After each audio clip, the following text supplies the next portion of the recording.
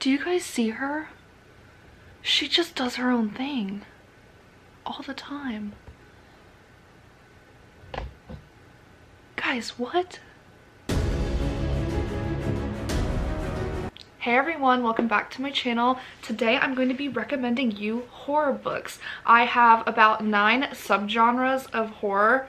I don't know if all of these subgenres are real or if they're, you know, just made up in my head, but I have books to recommend you. And we got the vibes, we have the Pennywise shirt, we have the knife earrings, and I'm ready to talk spooky. So to preface, a lot of the books that I have here to recommend you could kind of go in multiple categories, so I really just picked the category that I feel like it fits the best. The first subgenre we're going to be talking about is your very classic haunted house setting. I have quite a few books, particularly one author that I think does this the best. So, you know, a couple of these books are by the same author, and that's just how it's going to be because she writes amazing haunted house stories. The first recommendation I have for this subgenre is The Caro Haunt. This is everything you could ever want in a haunted house story and more. Her writing is so atmospheric. The way she describes a house from the outside has me terrified. It is just perfect. I loved every minute of this.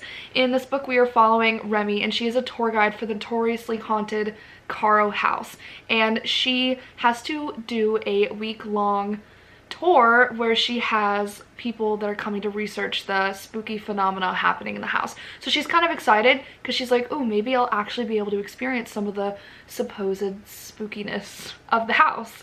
And a giant terrifying storm locks them in this notoriously haunted house, and from there things get really sinister. The next book is Craven Manor, also by Darcy Coates. I said she does haunted houses like no one else.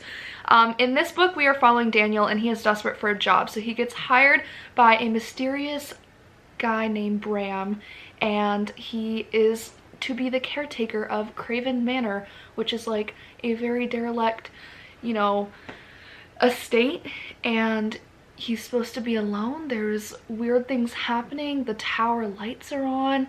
He is not supposed to leave his little housekeeper house after hours. This has been a few years since I read it, so I'm being a little vague, but I remember this book blowing my mind because Darcy Coates has a way of writing very, I don't know, I feel like she has the setup of a classic horror story or a haunted house story, and she just always makes the twists and the reveals unique. It's not what you would expect every time, and this book was definitely one of those. I think it had a little bit more like fantasy elements in it, which I really liked, and I loved the characters in this book.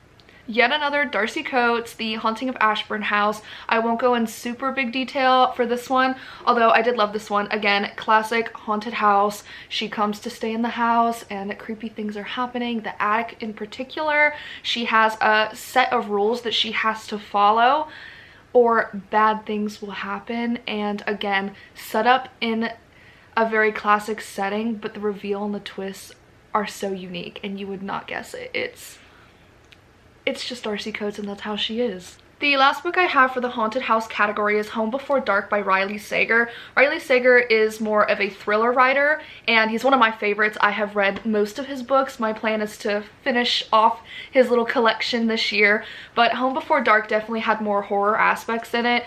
This book is following a girl, and her father dies, so she gains the estate that her family became notorious for, because growing up, they fled in the middle of the night, and it's giving, you know, Conjuring vibes, like they fled in the middle of the night and they never returned back to the house. And her dad, like Haunting of Hill House, also if you liked that book or the show, her dad wrote a story based off of this. And so you're getting chapters from the dad's book on like what happened to make them flee in the middle of the night, and then you're getting the present day of her returning to the house and things are actually happening right out of her dad's book. And she's a very big skeptic. She didn't really talk to her father much before he passed, so she didn't even know that he still owned the house, and she doesn't really believe that anything bad happened. She thinks that her dad really just wanted to make money. And the twist in this one and the creepiness, I read this in a sitting and I was like, The next category I have is your classic ghost vibes, not necessarily in a haunted house setting, but nonetheless a ghost story. The first book I actually just finished towards the end of last year, and that was Pinata by Leopoldo Gout. I think I'm saying his name right, but this book is set in Mexico, majority of the book. A mother and her two daughters are traveling back to her home country in Mexico, and she is doing a renovation on an ancient cathedral. So the very beginning of the book is pretty graphic. I don't think it really needs trigger warnings unless you have a weak stomach. I didn't think there was too much like body horror in it, but it definitely did give ick a little bit. But this book was really interesting. It's very much things turn sinister. It's a classic possession, which I love reading. It's very much that trope of the past is coming back to haunt us because of the things that we did. The next book I have that is a ghost story, but not in a haunted house, is Salvage by Duncan Ralston. I loved this book. I read it on my Kindle in like a day, and it was a pretty chunky book. According to my Kindle, again, didn't physically have it, so how am I supposed to know? I just read it really fast. But something is lurking under the surface of the lake. This book is following a guy named Owen, and his sister was recently claimed by Chapel Lake. Chapel Lake, 30 years previously, was a town called Peace Falls. And 30 years ago, a hydroelectric dam flooded the entire city, and the city now falls or remains under this Chapel Lake, so it is submerged. And I loved the underwater aspect. Me as a marine person, I was geeking over that, and it definitely highlights religious fanaticism. It is very like a religious book because the pastor and a lot of his parishioners, they just disappeared right before the flood, and so there's just a lot of like skepticism and like what really happened kind of thing, and I really enjoyed it. I definitely recommend Duncan Ralston. I've now read 2 of his books. Another one of his books is also in this video, but his writing was amazing in this book, and the twists and the turns and the final reveal and what really happened 30 years ago was so good, because you do get a little bit of what happened previously, which I love when you get kind of like a dual timeline setting. Very similar to Salvage is The Lost Village by Camilla Sten, and this book is so good. I read this years ago and I still think about it, so it's clearly still on my shelves. It probably has dust on it. It's been a while, but it's so good. In this book, we're following a girl named Alice, and in 1959, her grandmother and their entire town just disappeared. There's no trace of them. No one ever heard from them again, but her grandmother was the only survivor. In the present day, we are getting Alice and a group of friends who return to the village to figure out what happened in 1959 and why no one came back except for her grandmother. So this is again a dual timeline book, which I love. So you're getting her grandmother and what happened to the village and why did they all disappear, so leading up to that disappearance, and then you're getting the present timeline with Alice and her friends and what like is happening while they're trying to do this documentary, because this village is falling apart. It's unsafe to be walking in these old buildings. There is creepiness going on, and again, this has stuck with me for years now, so it is definitely one of my favorite horror books I've ever read. The mystery element is so intense, and the final reveal had me gagged.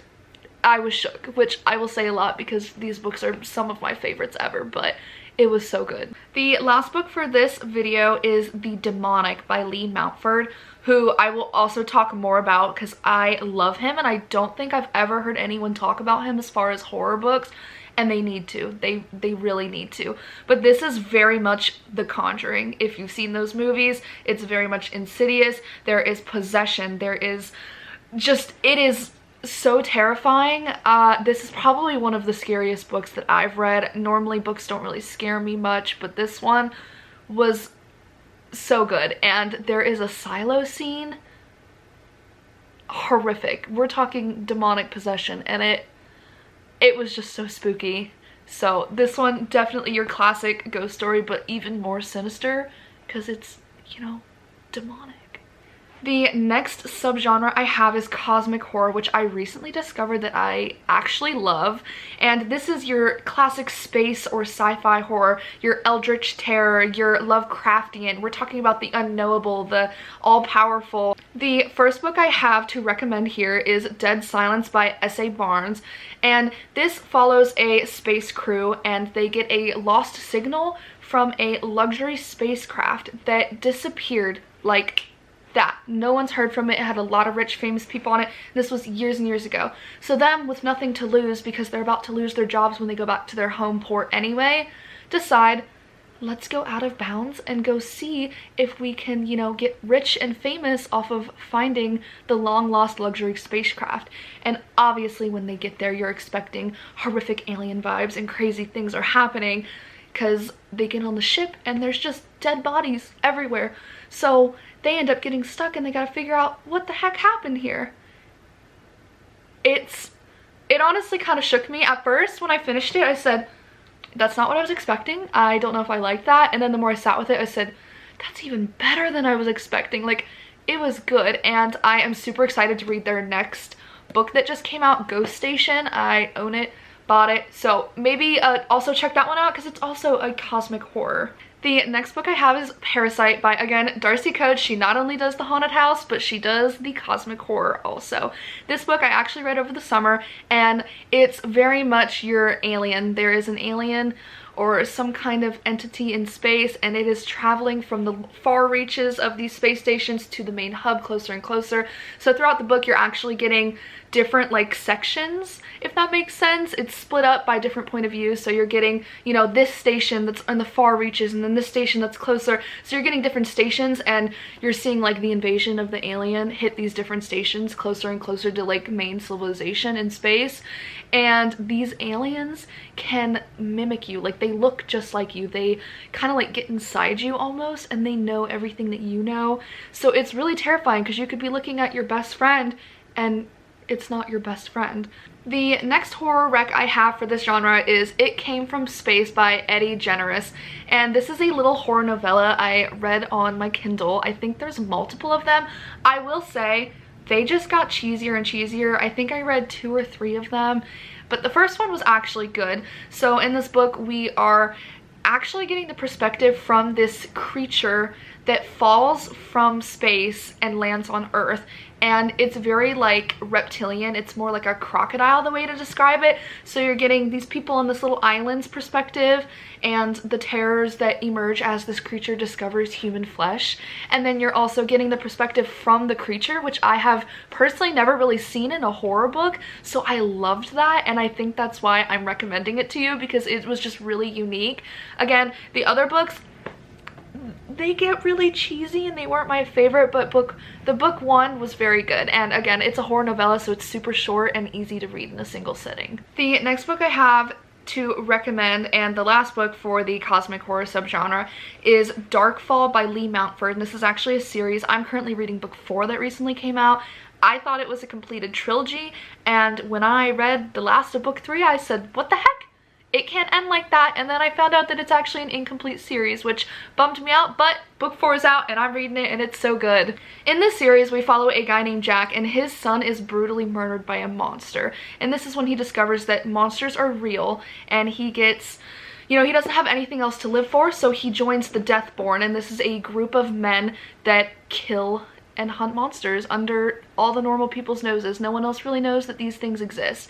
And this is set in like the 1800s in Great Britain, so it's very supernatural, the show vibes, but 1800s, so we're talking they're traveling on wagons and horseback, and they don't have just grenades and, you know, bombs that they can throw at these monsters. They're having to fight like combat, hand on hand, you know, swords, stuff like that. And I think the series is really good. I'm putting it in cosmic because there is like an overarching plot line, and it's giving eldritch terror. It is terrifying. I love it. This has some gore in it. This has really good like scenes in it. Like, I don't know how else to explain it. It's so good, and the organization that he joins is really messed up, but there's different categories, and Guys, I don't know, I love this series so much. This series also happens to fall into the next category, which is monster or creature horror. This is your classic monster, you know, coming to kill everyone kind of vibe, and Darkfall definitely falls into this one as well. The other book that I have for this category is Stolen Tongues by Felix Radford. This book, within the first 10 pages of the prologue, had me sleeping with my lights on. It is terrifying. It is about a couple that goes up to a cabin and they get snowed in, and there is something in the woods that can mimic their voice, and the wife is speaking to something in her sleep, and it was actually terrifying. I don't currently have it with me because I let a friend borrow it, but it is probably one of my favorite horror books of all time. The next subgenre is body horror, and this is a violation of the human body, whether it's physical or psychological, and it can get really nasty and descriptive and gory, and I freaking love it. So the first recommendation I have is The Horror by David Sodergren. This cover alone is giving body horror. In this book, we follow a little old lady named Muriel, and she lives in a Scottish fishing village. And there are overseas developers trying to come and basically kick the residents of this little seaside town out so that they can build, I believe it's a golf course. And she was born here and she very much intends to die here. So she is, heck no, you ain't gonna move me out of my little house.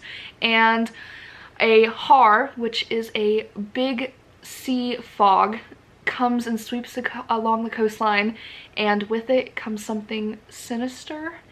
And it is so gory and gross, but it's also like, it made me cry. This is considered a folk horror also. I haven't really explored that subgenre much, but it's really good. And if you want a strong female main character, Muriel is one you don't want to mess with.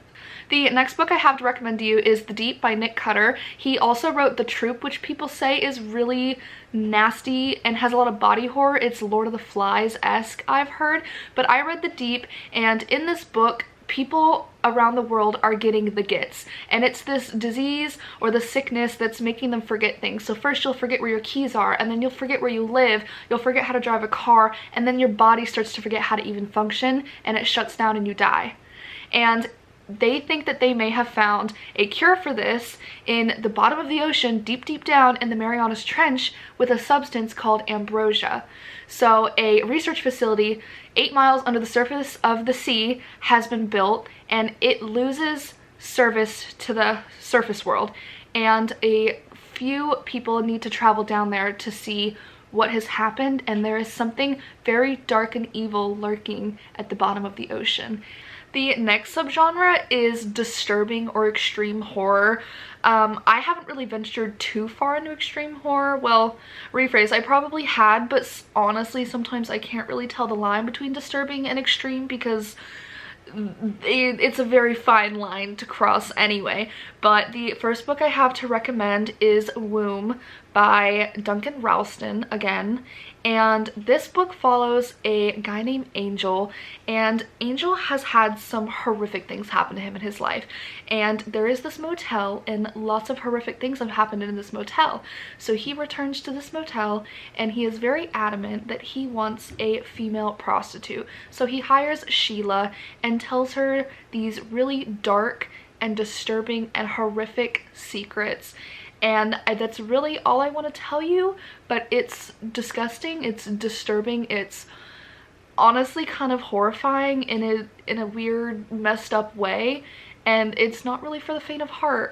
Lots of trigger warnings on that one, you guys can Google that, and it was crazy, but I definitely recommend that one if you have a weird mind like me. The next book I have is Dead Inside by Chandler Morrison, and I read this one on my Kindle while biking, and I can say I read it during the entire bike ride and I said, oh, what did I just read?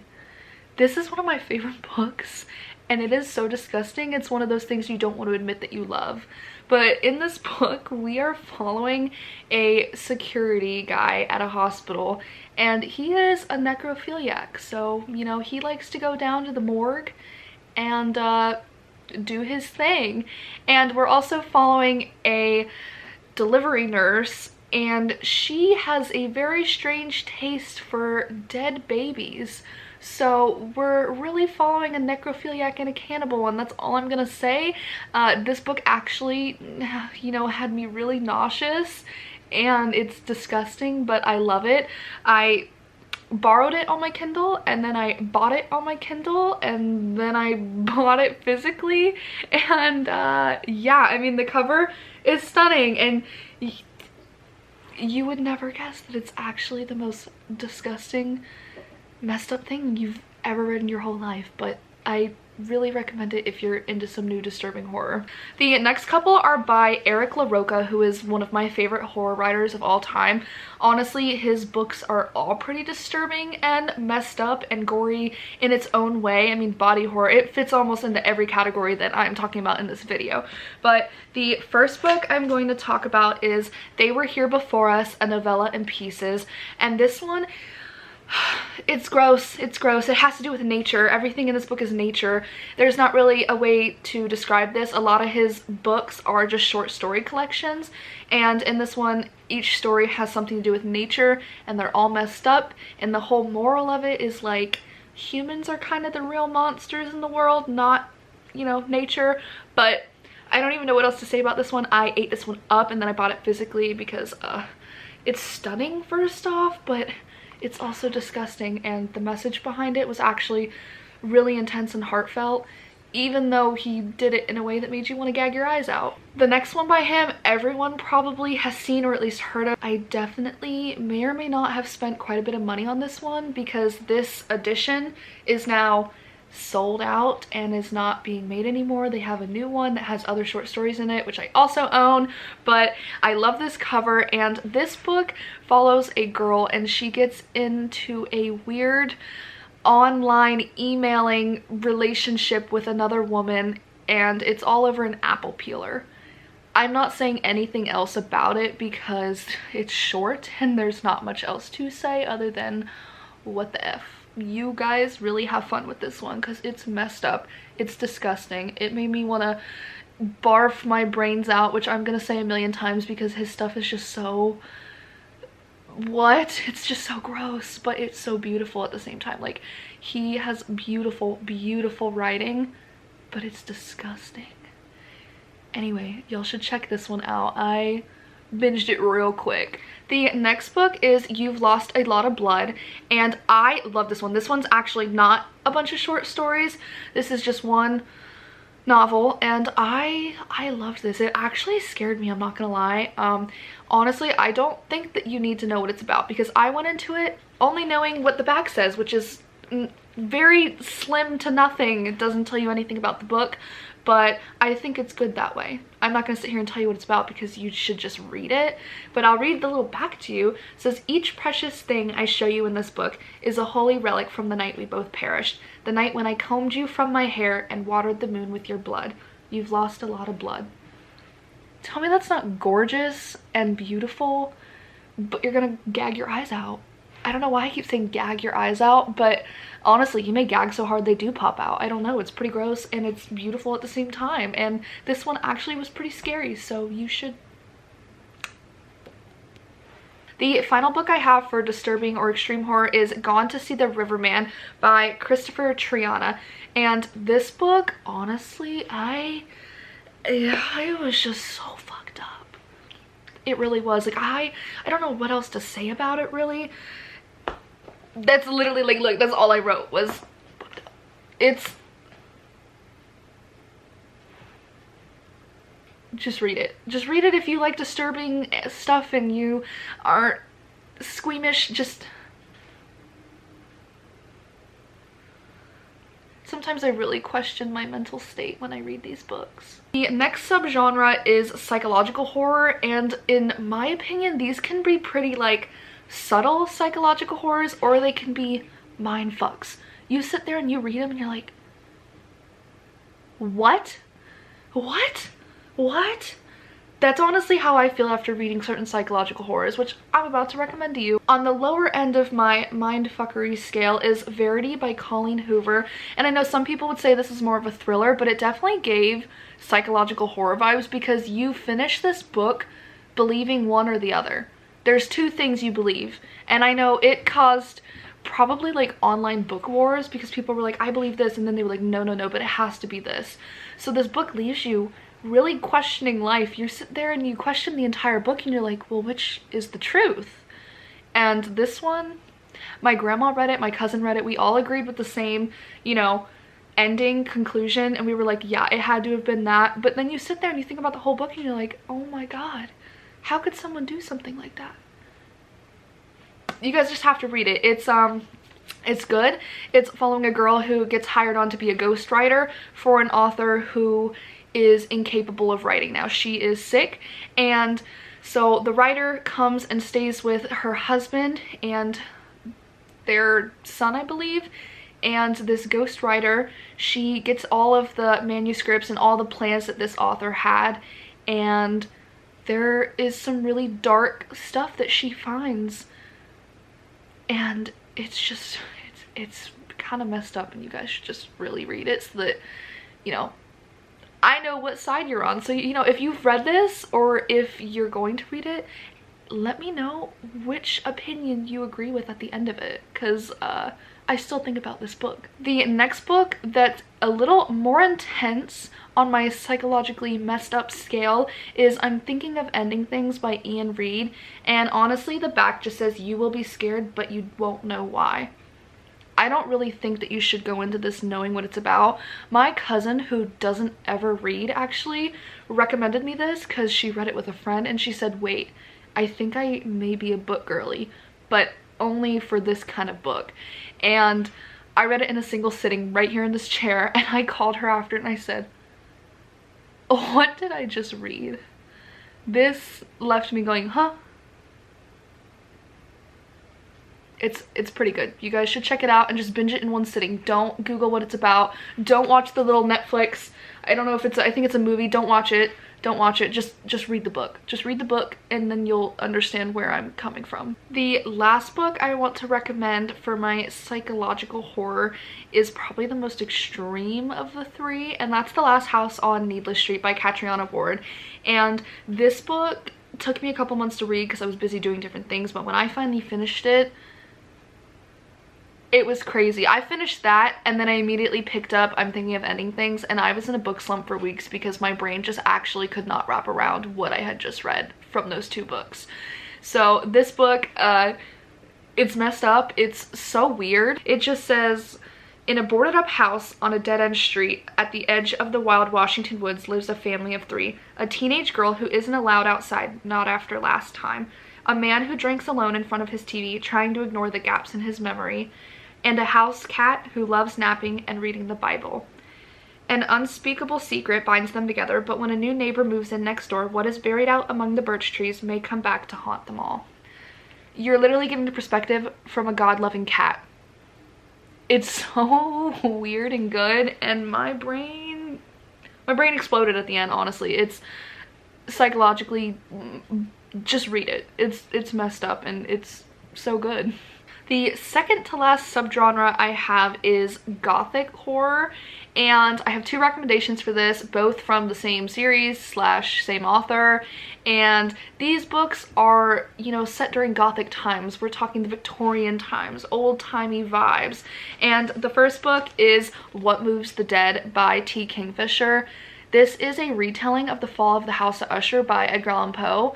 And I personally am a Poe fanatic. I love his writing. I love Poe. I'm a Poe connoisseur, okay? Like, I love that man. If there was one person I could bring back from history, it would be Poe.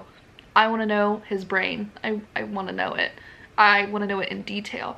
But this book was so good. It's, again, a retelling of the fall of the House of Usher, and there is a weird fungus.